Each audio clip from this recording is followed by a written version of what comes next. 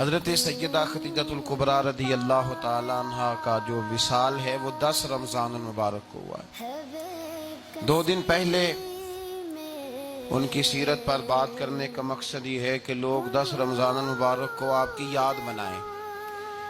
اس دن زیادہ سے زیادہ بالخصوص گھروں کے اندر 10 رمضان المبارک کو گھروں کے اندر کل شام 9 جب گزر جائے اور 10ویں کی شب آ جائے تو کوشش کی جائے ان کی یاد میں گھر کے اندر کچھ نہ کچھ اہتمام کیا جائے، اس لیے کہ وہ مومنوں کی پہلی ماں بھی ہیں اور اسلام کی سب سے پہلی موسنا بھی ہیں، سب سے پہلی موسنا ہے اسلام، اور یہ وہ خوبصورت اور عظیم ہستی ہے کہ کائنات ساری کو